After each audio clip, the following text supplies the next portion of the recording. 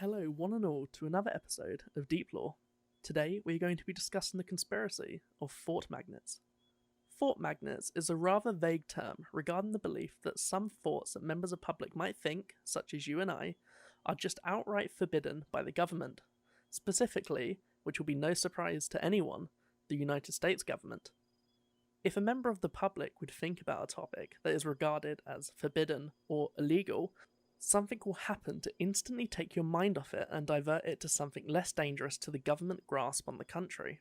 This diversion can happen in the form of another, more innocent thought seemingly occurring, which the victim would not be able to shake. Every time they try and think back to the illegal thought, the innocent thought would peak. No doubt after a few pop-ups, the illegal thought is long gone. I'm sure you've experienced a strange situation before, where the harder you try and hold on to the thought of something, the easier it is to slip through your grasp. It certainly happened to me before. I wasn't able to find the exact time this conspiracy first was established, however the concept of a government controlling your brainwaves via electromagnetic radiation has been circling in conspiracy groups for decades, and it was relatively benign without proper evidence. Just a madman shouting crazy theories that you'd try and avoid if seen on the street, right? That was until 2018. Curtis Waltman for the website Muckrock was carrying a research project into Antifa and white supremacist groups, and in his normal course of research he sent a Freedom of Information request to the Washington State Fusion Center. After some time he received the files he was initially requesting, such as various conference reports, bulletins, and emails.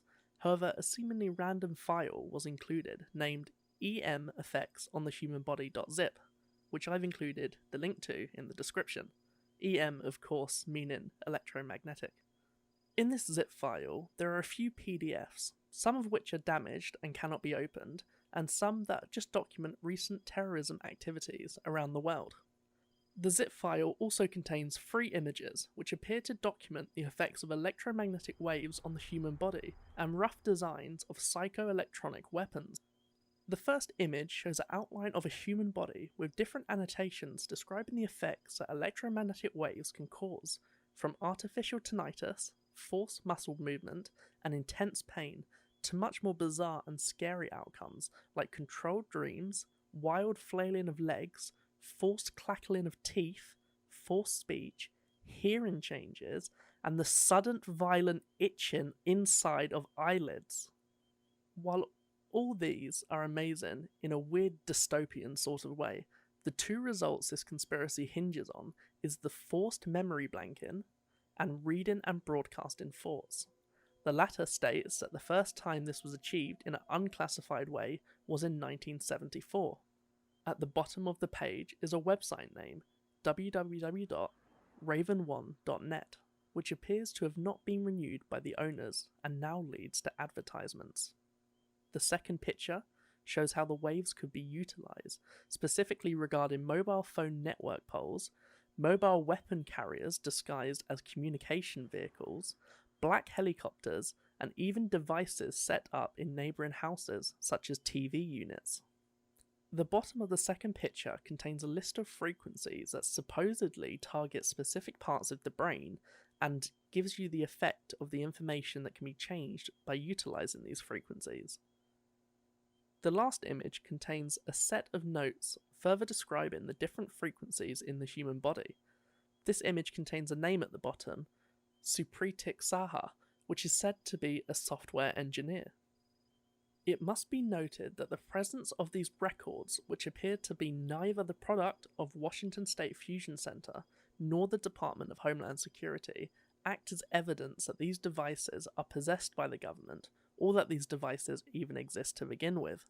However, it certainly shows a scientific research that would indicate that electromagnetic radiation could be used for changes to thought. Whether it would work in person and on such a large scale that the second picture shows, I'm far too underqualified to say. The person who received the zip file contacted the Fusion Center shortly after to ask how it got mixed up and perhaps inquire about it. However, as far as I can see, they haven't had a response back. So now, back to Fort Magnets. The conspiracy states that this is a type of technology that would be used to control the thoughts of people and keep them away from certain thoughts. The government would almost certainly know of this technology, but have they started using it yet? Surely if they have, they wouldn't have let me write this script. Or perhaps the technology is still very much in its genesis. Or only the United States perhaps has this power, and I'm safe in the United Kingdom. Obviously, I don't know the answer to these questions, but I've laid the evidence out to you, the viewer, and you must come to your own conclusions. But ultimately, that man on the street shouting about mind control may have just gotten a little bit more credible. Maybe tinfoil hats are going to be the trend again. Thank you very much for watching this episode of Deep Lore. I hope you learnt something today. If you liked it, leave a like, and if you want, subscribe. I'd greatly appreciate it. We're going to be descending the conspiracy iceberg, and I'd love for you to come along with me.